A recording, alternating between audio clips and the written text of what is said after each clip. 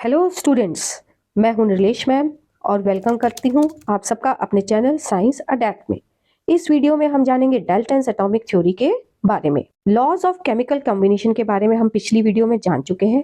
इस वीडियो में हम ये जानेंगे कि केमिकल कॉम्बिनेशंस के लॉज को मैटर और एटम्स की टर्म में कैसे समझ सकते हैं। इसका क्रेडिट जाता है एक इंग्लिश केमिस्ट जॉन डाल्टन को, जिन्होंने मैटर को समझाने के लिए एक बेसिक थ्योरी दी जिसे डाल्टन्स एटॉमिक थ्योरी के नाम से जाना जाता है।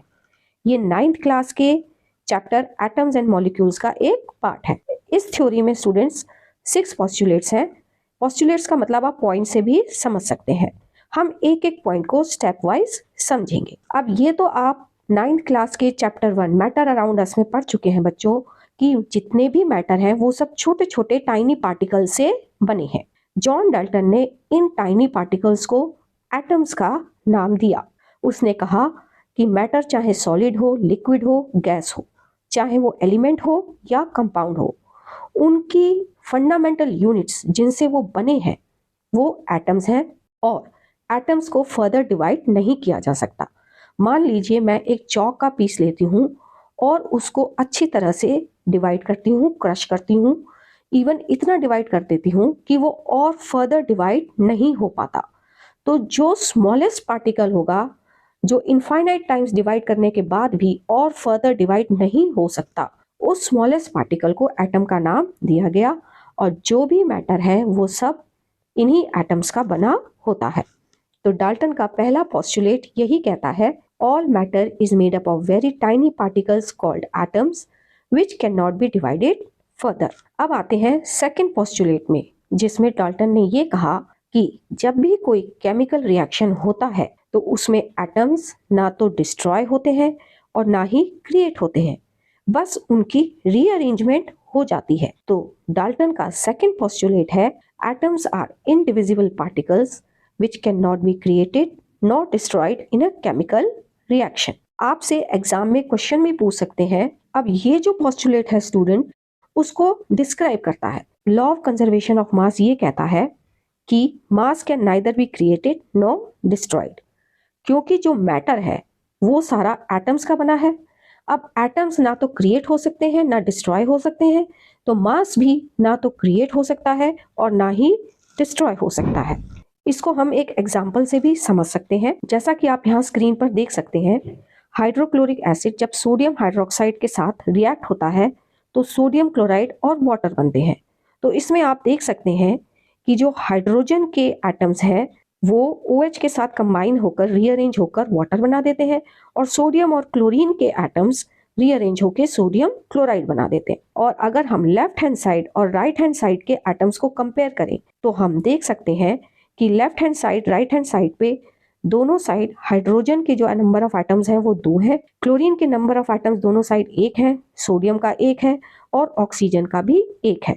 इसका मतलब एटम्स ना तो क्रिएट हुए ना डिस्ट्रॉय हुए रिएक्शन में, बस वो रीअरेंज हो गए। तो एग्जाम में अगर आपसे क्वेश्चन पूछा जाता है कि ऐसा कौन सा पोस्टुलेट है डाल्टन का जो law of conservation of mass को बताता है, तो उसके आंसर में हम सेकंड पोस्टुलेट को डिस्क्राइब कर सकते हैं। अब बच्चों, अगर मैं आपसे ये पूछूं, क्या एक ही एलिमेंट के सारे एटम्स बिल्कुल सिमिलर होते हैं?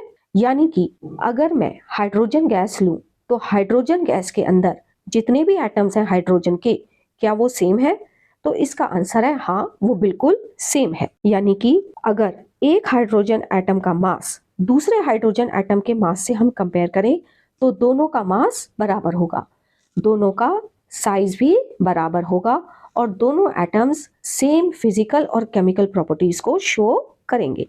लेकिन अगर मैं हाइड्रोजन के एटम को ऑक्सीजन के एटम से कंपेयर करूं तो उनके मास में फर्क आएगा और दोनों का साइज भी अलग अलग होगा। तो डाल्टन का जो थर्ड पोस्टुलेट है वो स्टेट करता है that atoms of the same element are identical in their characteristics and mass. यानी कि एक ही एलिमेंट के जितने भी एटम्स हैं वो सब साइज में, प्रॉपर्टीज में, मास में, फिजिकल प्रॉपर्टीज में हर तरह से बिल्कुल सेम होते हैं। लेकिन एक एलिमेंट के एटम्स दूसरे एलिमेंट के एटम से हर तरह से डिफरेंट होते हैं। तो यही है डाल्टन का fourth postulate that atoms of different element have different characteristics and mass। अब तक के जो हमने पोस्टुलेट समझे बच्चों वो थोड़े से सिंपल थे और आपको आसानी से समझ में आ गए होंगे। अब हम एक थोड़े से टफ पोस्टुलेट्स पर जाते हैं। मैं अगर आपसे ये पूछना चाहूँ कि क्या आपने कभी आधे एटम या 3/4 एटम के बारे में सुना है? नहीं सुना होगा, क्योंकि एटम्स कभी आधे या 3/4 होते ही नहीं है, वो हमेशा कंप्लीट होते हैं। एक एटम दूसरे एटम से हमेशा होल नंबर्स में ही कंबाइन होता है और बॉन्ड बनाता है, कभी वो ब्रेक होकर के बॉन्ड नहीं बनाता। जैसे कि जब वाटर बनता है H2O, तो उसमें 2 एटम हाइड्रोजन के और 1 एटम ऑक्सीजन का कंबाइन होके वाटर बनाते हैं। CH4 यानी मीथेन में 1 एटम कार्बन का और 4 एटम हाइड्रोजन मिलकर के मीथेन बनाते हैं। कैल्शियम ऑक्साइड में 1 एटम कैल्शियम का और 1 एटम ऑक्सीजन का कंबाइन होता है। तो डाल्टन का 5th पोस्टुलेट इसी के ऊपर बेस है और उसके according atoms always combine in small whole ratios to form compounds. ये लॉ ऑफ कांस्टेंट प्रोपोर्शन को एक्सप्लेन करता है स्टूडेंट्स। अब आते हैं हम 6th पोस्टुलेट पे, जो कहता है relative number and kinds of atoms are constant in a given compound. ये postulate law of constant proportion से रिलेटेड है। जैसा कि वाटर के अंदर हमेशा 2 एटम हाइड्रोजन और 1 एटम ऑक्सीजन का ही कंबाइन होगा, चाहे वाटर नल से लिया जाए, लैब से लिया जाए या रिवर से लिया जाए। एक बार हम सारे के सारे पोस्टुलेट्स को समराइज कर लेते हैं। First postulate, all matter is made up of very tiny particles called atoms which cannot be divided. Second, atoms are indivisible particles which cannot be created nor destroyed in a chemical reaction. Atoms of the same element are identical in their characteristics and mass. Fourth postulate कहता है atoms of different element have different characteristics and mass. Fifth, atoms combine in small whole numbers ratio to form compounds. Sixth, the relative number and kinds of atom are constant in a given compound।